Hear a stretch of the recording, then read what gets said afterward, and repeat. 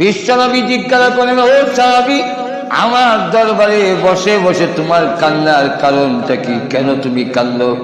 ওই সাহাবী বলেন, ইয়া রাসূলুল্লাহ, ইয়া হাবিবাল্লাহ, ওগো নবীজি, আজকে এই পৃথিবীতে থাকার কারণে আমার মতো একজন কালো বিশ্রী, আমি একজন সাধারণ লোক হওয়ার পরেও আপনার দরবারে আপনার সামনে বসার সুযোগ হয়েছে। ও নবীজি, কিয়ামতের ময়দান যেদিন কায়েম হবে, ওই দিন তো আমার মতো সাধারণ লোক, যার কালারের সাথেও নবীর কালারের কোনো মিল নাই, ও নবীজি, যার গঠনের সাথে নবীর গঠনের কোনো মিল নাই, সম্মান মর্যাদার দিক থেকে ও নবীজি আপনি কোথায় আর আমি কোথায়? আজকে বাড়িতে গেলে যখন আপনার কথা স্মরণ হয়, পাগল করা হইয়া আপনার দরবারে হাজির হয়ে মনের সেই দুঃখ বেদনা আপনাকে দেখে আমরা নিবারণ করি। কিন্তু কিয়ামতের কঠিন ময়দানে ও নবীজি আপনাকে যখন পাবো না, যখন ওই দিন আমরা অস্থির হয়ে যাব, আপনার তো কোনো সন্ধান পাবো না, না গঠনের মিল আছে, না রঙের মিল, না ইজ্জত সম্মানের মিল। আল্লাহর নবী তখন বলেন, ও সাহাবী, প্রথমত কালো হওয়ার কারণে নিজেকে এত শুধু মনে করো না। 3 জন কালোকে আল্লাহ পৃথিবীর শ্রেষ্ঠত্ব দান করেছেন। এর মধ্যে একজন হল লোকমানে হাকিম। কালো ছিলেন, খাটো ছিলেন, ওনার গঠনও এত সুন্দর নয়, গোলাম ছিলেন, কিন্তু এর পরে আল্লাহ এত সম্মান এত ইজ্জত দিয়েছেন, হাজার হাজার লোকেরা ওনার কথা শোনার জন্য জমা হয়। হযরত দাউদ আলাইহিস সালাতু ওয়াস সালাম নবী হওয়ার পর্যন্ত ফতোয়ার কাজ করতেন লোকমানে হাকিম। এত সার জ্ঞান গর্বমূলক আলোচনা করার মতো তৌফিক আল্লাহ ওনাকে দিয়েছিলেন। সকল জাতি ওনাকে ইজ্জত সম্মান করত। উনি দুনিয়া তো দামি, পরকালে হবে সম্মানী। এই একজন কালো, আরেকজন কালো, গঠন মিল নাই, দেখতেও সুন্দর না, গোলাম ছিল এবং হাসি কিছুটা। হযরত বিলাল রাদিয়াল্লাহু আনহু, যদিও তিনি কালো, আল্লাহ ওনাকে এত সম্মানী করেছেন। নবীজি বলেন, কিয়ামতের দিন আমি যখন উঠে আরোহণ করব, আমার জন্য উট আনা হবে। ওই উঠে আরোহণ করে আমি যখন জান্নাতের দিকে যাব, তখন বিলালকে আহ্বান করা হবে আমার উটের লাগাম ধরার জন্য। বিলাল আমার উটের লাগাম ধরে আযান দিতে দিতে ওই দিন জান্নাতে আমার সাথে প্রবেশ করবে। তাহলে 2 নম্বর কালো হলো বিলাল। 3 নম্বর একজন হলো হযরত উমর রাদিয়াল্লাহু আনহুর আযাদকৃত গোলাম। দেখতে সুন্দর নয়, বিশ্রী কালো, কিন্তু আল্লাহর নবী বলেন ওই লোকটার নাম, তার নাম মাকদাদ রাদিয়াল্লাহু আনহু। উনি সর্বপ্রথম ইসলামে শহীদ হয়েছিলেন যুদ্ধের ময়দানে। প্রথম যিনি জিহাদের ময়দানে শাহাদাত বরণ করেছিলেন তিনি হলেন মাকদাদ রাদিয়াল্লাহু আনহু। কাফিরদের নির্যাতনের কারণে প্রথম যিনি শহীদ হয়েছিলেন তিনি একজন মহিলা, হযরত সুমাইয়া রাদিয়াল্লাহু আনহা। আর বদরের যুদ্ধে প্রথম যিনি শহীদ হয়েছিলেন যুদ্ধের ময়দানে, উনি একজন পুরুষ গোলাম, কালো, ওনার নাম মাহজার রাদিয়াল্লাহু আনহু। আল্লাহর নবী বলেন, কিয়ামতের কঠিন ময়দানে জান্নাতের মাঝখানের গেট থেকে মাহজার রাদিয়াল্লাহু আনহুর নাম ধরে ডাকতে থাকবে আল্লাহর জান্নাতে প্রবেশ করার জন্য। লোকটা যদিও কালো, লোকটা যদিও গোলাম, কিন্তু কিয়ামতের মাঝে অত্যন্ত সম্মানিত হবে। আল্লাহ তাকে অনেক ইজ্জত দিয়েছেন। এই 3 কালো, তুমি একা শুধু কালো না, তোমার সাথে আরো সম্মানী কালো ব্যক্তি আছেন। এটা হলো প্রথমত। 2 নম্বর হলো কালো হওয়ার কারণে কিয়ামতের মাঝে তোমাকে আমার পাশে আসতে দিবে না, সুন্দর হইলে আসতে দিবে। বিষয়টা কিরকম নয়, আপনি কালো হওয়ার কারণে বা নিচু শ্রেণী হওয়ার কারণে, গরিব হওয়ার কারণে কিয়ামতের মাঝে দূরে থাকবেন।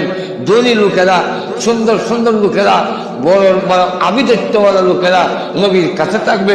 বিষয়টা এরকম নয়। সেখানে কিয়ামতের দিন নবীর কাছে কে থাকবে? আল্লাহর রাসূল বলেন, আল মারউ মা'a মান আহাব্বা। তুমি যাকে ভালোবাসবে তার সাথে তোমার হাসর হবে। তুমি কালো, তুমি গোলাম, তুমি কৃতদার, তুমি আশি, এই কারণে কিয়ামতের দিন তোমাকে দূরে রাখা হবে, এরকম নয়। যদি সত্যিকার ভাবে রাসূলকে ভালোবাসতে পারো, যে যত বেশি ভালোবাসবে কিয়ামতের মাঝে হাসরের দিনে সে তত বেশি রাসূলের কাছে থাকবে। তো এইভাবে তিনজন কারোকে আল্লাহ শ্রেষ্ঠত্ব দিয়েছিলেন। এর মধ্যে একজনের নাম লোকমান হাকিম। এই লোকমান হাকিম এত দামি যে কুরআনে তার নাম আনলে হাজার হাজার লোকেরা তাকে ইজ্জত দেয়, তার সম্মান করে, তার কথা মানে, এবং তার একটু নসিহতপূর্ণ কথা শোনার জন্য আল্লাহ রাব্বুল আলামিন এত ইজ্জত দিয়েছেন। হাজার হাজার লোক অনেক দূর থেকে সমবেত হয়। একদিন একটা লোক মা পিতা দাঁড়ায় গেল, দাঁড়ায় জিজ্ঞাসা করলো, হযরত একটা কথা আপনার জানতে চাই, প্রশ্ন করার আগ্রহ ভিতরে, কিন্তু সাহস পাই না কিভাবে জিজ্ঞাসা, কিন্তু আবার না কৈতালের ভিতরে আমি শান্তিতে বইটাও হতাছি না। বিষয়টা কিটা? বিষয়টা হলো, ঠিক দেখতে আপনার মতো একটা লোক, লোকমান, তার নাম লোকমান, দেখতে আপনার মতোই, সে মাঠে আমার সাথে বকরি চড়াইতো, কিন্তু আজকে আপনি সবচেয়ে সম্মান এবং মর্যাদার আসনে বসা। কারণ পৃথিবীতেও সবচেয়ে মর্যাদা এবং সম্মানের আসনের নাম হইল এলেমের আসন। আলেম একজন যদি এলেম হয়, তার যে এই মর্যাদার যে আসন, এটা রাজা বাদশাহ হয়েও এই মর্যাদা হাসিল করা যায় না। তাহলে লোকমান হাকিম আজকে সবচেয়ে সম্মান ও মর্যাদার আসনে বসা। সাধারণ আমরা যে মানে আলেম তো ওইটা পাচ্ছি না, কিন্তু আলেমের লেবাস লাগাইয়া কিছু যে বাদ ধরে যাচ্ছে, এই কারণে আমাদের যে সম্মান, বাংলাদেশের কোন মন্ত্রী এমপিরও এই মর্যাদা মানছে দেয় না। কোথাও বুদ্ধি দেয় না, বুঝ দেয় না, এটা আরেক ব্যাপার। একটা মন্ত্রী যদি কোথাও যাওয়া লাগে, সেখানে আগে কয়েক লাখ টাকা দিতে হয়। এরা যে প্যান্ডেল বানবো, খাওয়া দাওয়া হইব, গরু বইব, চিনি খাইব, ইত্যাদি আগে টাকা দেওয়ার লাগে। এরপরে যাওয়ার পরেও আরো কিছু দিয়ে আমার লাগে। আর আমরা যদি কোনো যাই, আধা মাইল দূর থেকে আরো আগমন স্বাগতম, শুভেচ্ছা স্বাগতম যা আছে, কালা গোলাপ, লাল গোলাপ সব দিয়া প্যান্ডেল বান্দা একটা হোক আমার দেওয়ার লাগে, ভালো ভালো খাওয়ায়। আবার আইবার সময় উল্টা পকেটে কিছু দেয়, পিঠের মধ্যে 3টা মরও দেয়। ওদের কিচ্ছু দিতাম না, মনে কিচ্ছু নিয়েন না, আমরা খোয়া যাই না, গতবার থেকে এবার ভালো দিচ্ছেন, খারাপ দিবেন না। লক্ষ্য করে দেখেন, একজন আলেমের যে সম্মান মর্যাদার যে আসন, এটা একটা প্রেসিডেন্টের মর্যাদার আসন থেকে অনেক উপরে। আমরা লক্ষ্য করে দেখেন যে এই আলেমের মর্যাদার যে আসন, একজন যদি আলেম হয়, এলেমেরা হয়, তার এই সম্মানের মর্যাদার এই আসনটা কোনো সময় মানে যায় না, সম্মান যায় না, এটা অক্ষুণ্ণ থাকে। একজন আল্লাহওয়ালা হয়, একজন এলেমওয়ালা হয়। লক্ষ্য করে দেখেন, বেশি উপরে গিয়া লাভ নাই। সিলেটের মধ্যে সবচেয়ে বড় আলেম ছিলেন মোসাইফ সাব্বায়নপুরি রহমতুল্লাহ আলাইহি। উনি এই আলেম হওয়ার কারণে যে সম্মান মর্যাদার আসনটা দখল করেছিলেন, এটা বাংলাদেশের প্রেসিডেন্ট হয়েও এই সম্মান কেউ দখল করতে পারবেন না। শেখ বাগা সিলেটের সেইকুল হাদিস আল্লামা বহল করি বড় আলেম হওয়ার কারণে যে সম্মানের মর্যাদা যারা দখল করেছেন, এটা তো উসমানীও গেছে বড় নেতা হইয়া, কিন্তু উসমানী হইয়া কি গোহরকলির মর্যাদার আসলটা দখল করতে পারছে? এটা পারে না। এক জায়গায় গেছি জামালপুর, ওই যে টাঙ্গাইল জামালপুর মাহফিল, সেই যে বসা এক লোক, আমিও চিনছি না। পরবর্তীতে ওয়াদের পরে দায়িত্বের সাথে গেছি, তখন বলতেছে আমি অমুক গোহরপুর দাওরা হাদিস করবার সময় আমিও আসলাম। তাই আমি বললাম যে এতক্ষণ পর্যন্ত পরিচয় দিলে না। এখন মানুষের যেভাবে মুসাফা করে আর যেভাবে আগমন স্বাগতম আপনারা লাগাইছে, এই জায়গাতে আমি কইতাম গিয়ে আপনি আমার সাথী ই সাহস পাই না লেগে কইতাম। তো সম্মান ও মর্যাদার আসলে লোকমানে হাকিম বসা। লোকটা কয় কেমনে কইতাম আমি বকির রাহাল, এই কথাটা কই কেমন? তো লোকমানে হাকিম ওই লোকটা কয় আপনাকে যেইভাবে মানুষের সম্মান দিচ্ছে, আর এই মুহূর্তে যে আমি গিয়ে বলতাম আপনি সেই লোকমান দিয়ে বকরি রাখছি, এটাও বলতাম সাহস পাই না। আবার দেখতে আপনি ওই বেটার মতোই লাগে। এই জন্য একটু প্রশ্ন করতে জানতে চাইছিলাম, আমার সাথে যে লোকমান বকরির রাহালি করতো সেই ব্যক্তিটা কি আপনি? অকৃতজ্ঞ যারা, তারা কিন্তু নিচ থেকে উপরে উঠলে নিচের কথা ভুলে যায়।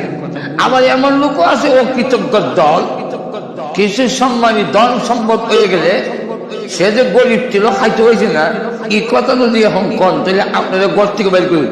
ভাই এক মাদ্রাসার সান্দাল লেগে গেছে কি এখন ভাই, আপনি তো আমাদের এলাকা এক সময় তো খুব অভাব অনশন ছিল, আপনাদের ঘরে খাওয়ানো ছিল না, ভালো করে পোশাক করতে পারেন নাই, আল্লাহ আজকে আপনাকে শিল্পপতি বানাই মনে করছে এটা পড়লে বেশি দিচ্ছে, এর লেগে এটা পড়ে যখন ভাই আল্লাহ আমাদের আজকে কত ইজ্জত দিছে, শিল্পপতি বানাইছে, তাই আমরা মসজিদ অথবা মাদ্রাসা লেগে একটু সাহায্য লেগে আসলাম। তখন বেলা সেটটা খাওয়ার বদলের কথা সাহস হয়েছে না, ভাইয়া সান্দেহ দিছে না, বের করে দিছে, আপনারা আমার ইজ্জত নষ্ট করেছেন। আমরা কোন সময় গরিব আসলাম, আমার বাপ দাদার আমল থেকে আমরা শুধু যদি মর্যাদার দিকে বেড়ে যায়, মশালাই বসতে চায়, মশাল দাঁড়ে দেওয়া যায়, ওখানে অনেক সম্মান হয়েছে। আর এমন এক সময় ছিল জোর করে আমরা তো মশাবা বসে ভাই একটু আগে সম্মানী হয়ে গেলে পরবর্তীটার ছিলেন এরম আসেনি। কিন্তু সত্যিকার আল্লাহওয়ালা যদি নিচ থেকে অনেক উপরে উঠে যায়, পিছনের কথা ভুলে যায় না। এর কারণ আমার যা ইজ্জত, আমার যা সম্মান, আমার যা দানের সম্ভব, আল্লাহ আমাকে যে সুখী বানাইছেন, এক তো আমার নিজের নয়, সবগুলো হলো মহান আল্লাহর দেওয়া। এমন লোক আপনাকে আমাকে আল্লাহ যদি কোনো ইজ্জত দিয়ে থাকে, ধন সম্পদের মালিক যদি আজকে হয়ে থাকেন, আপনাকে যদি লোকেরা খুব ইজ্জত সম্মান করে, এই সবগুলোকে আপনার নিজের না আল্লাহর দেওয়া? আর যদি সিঁড়ি দেখেন কার দেওয়া? আল্লাহর দেওয়া। তাই আল্লাহওয়ালারা কখনো তার সেই পিছনের কথা ভুলে যায় না। লোকমান হাকিম নির্দ্বিধায় তিনি তাদের বললেন, হ্যাঁ তোমার সাথে যেই লোকটা লোকমান বকরির রাখালি করত সেই লোকমানই আমি। আল্লাহ মাত্র বলছে সেই লোকমানই আমি। তখন এই বকরির রাখার লোকটা দাঁড়িয়ে কয়, একই মাঠে বকরির রাখালি করলাম, কিন্তু আমি এখনো রাখালি রয়ে গেলাম, আর আপনি এত সম্মানী হইলেন, এই বেশ কমটা কেমনে হইল এসব বুঝলাম না। তখন লোকমান হাকিম বলেন, তুমি কি আমার মতো সম্মানী হতে চাও? দুনিয়া এবং আখিরাতে আমার মতো সম্মানী হতে চাও কি? আমরা কি তখন চাই না? কেনা চায় না, সবত্রই চায়। তখন বলে, হ্যাঁ অবশ্যই চাই। যদি আমার মতো সম্মানী হতে চাও দুনিয়া এবং আখিরাতে, তাহলে যেই গুণে আমি সম্মানী হয়েছি তুমিও সেই গুণগুলো অর্জন করো, তাহলে তুমিও সম্মানী হয়ে যাবে। আমি 9টা গুণ অর্জন করেছি, যে গুণগুলোর উপরে ভিত্তি করে মহান আল্লাহ আমাকে এই মর্যাদার আসনে বসিয়েছেন। কয়টা গুণ? আমিও যদি এই 9টা পুরুষ হোক আর নারী হোক, এই 9টা গুণ যদি অর্জন করতে পারি, যেমনি ভাবে দুনিয়াতে আল্লাহ ইজ্জত বাড়াইবেন, মৃত্যুর পরেও আল্লাহ আপনাকে সম্মানিত করবেন। 9এর মধ্যে 1 নম্বর গুণ হলো, লোকমান হাকিম বলেন, তোমার চোখকে তুমি কন্ট্রোল করো। এই চোখ এমন এক জিনিস, সকল গুনাহ সাপ্লাই দেয় চোখ থেকে। চোখের হেফাজত করে নিচের দিকে তাকাইবা, প্রয়োজন ছাড়া ডাইনে বামে চাইও না। আল্লাহ রসুল বলেন, জিনার আইনে আর নজরু, চৌকের জিনা হলো বেগানা নারীকে দেখা চোখ দিয়া, এটা হইল চৌকের জিনা। আমাদের দেশে, বাংলাদেশে বিশেষ করে যতগুলো এসিড মারা, দর্শন, এই সবগুলো যা হচ্ছে, সবগুলোর পিছনে মূল দায়ী হইল চোখ। আল্লাহ রসুল আরেক হাদিসে বলেন, আন-নাযিরু ওয়াল মানযুরু কিলাহুমা ফিন-নার। যেই সমস্ত মহিলারা তার সুন্দর দেখাবার জন্য ইচ্ছাকৃতভাবে তার সুন্দর প্রদর্শন করে রাস্তাতে হাঁটে, উদ্দেশ্য হইল অন্য পুরুষরা সুন্দর দেখত, আর দেখতে তারা বাহবা মারহাবা দিত, কইতো তুমি সুন্দর, তোমার দেখলে খালি ছায়া থাকতে মন চায়, এটা কইতো। এই উদ্দেশ্যে সে সুন্দরী দেখায় আলেও, এই কারণে আর মহিলারা এই কথাটা প্রচারিত খুব খুশি হয়, কারণ এটা তারা চাহিদাও। দেখবেন যারা ফেসবুক চালায়, আমরা তো অত ফেসবুক চালাই না, বুঝিও না, এখন পর্যন্ত বুঝি না বলা হইয়া। কিন্তু শুধু বাচ্চাদেরা জন্ম হয়েছে মোবাইলের পরে, এটা মোবাইলের নারী বলিস আমরা মহাদিস শব্দের জানতো না, ওনার নাতিন যে আছে ওই ধরে দিলে 100 বন্ধু। তো ছেলেরা অনেক সময় এটা আবার সেলফি ছবি তুললে ছাড়ে, কিন্তু নিজেরা কোনো সময় এটা স্ট্যাটাস দেয় না যে আমাদের দেখতে বন্ধুরা কেমন লাগে। আর মেয়েরা যদি এগুলা ছবি ছাড়তে পারে, সে দেখবেন নিষেধা লেখে বন্ধুরা আমাদের দেখতে কেমন লাগে। তাহলে বোঝা গেল কেমন লাগে, এটা হইল এরা চাহিদা, এরা চায় দেখতো। কিছু কিছু মহিলা আছে তার সুন্দর দেখায়া প্রদর্শন করে আসে যায়, উদ্দেশ্য অন্য পুরুষরা দেখা বাহবা মারহাবা দিত। আর কিছু পুরুষও আছে যারা দেখার উদ্দেশ্যে চাহিদায়। আল্লাহ রসুল বলেন এই দুজন যারা সুন্দর দেখে এবং সুন্দর দেখায় দুরা জাহান্নামী, আর নাযিরু ওয়াল মানজুরু কিলাহুমা ফিন্নার। দুরা জাহান্নামে যাবে, কারণ দুটার মতলব খারাপ, একটার মতলব ভালো না। তো যাই হোক, আপনি যদি চোখকে কন্ট্রোল করতে পারেন তাহলে আপনার মর্যাদা আল্লাহর কাছে বেড়ে যাবে। আল্লাহ পাক পুরুষকে যেমনি বলেছেন, নারীকেও বলেছেন কুল্লিল মুমিনিনা ইয়াগুদ্দু মিন আবসারিহিম ওয়া কুল্লিল মুমিনাতি ইয়াগুদ্দুনা মিন আবসারিহিন্না।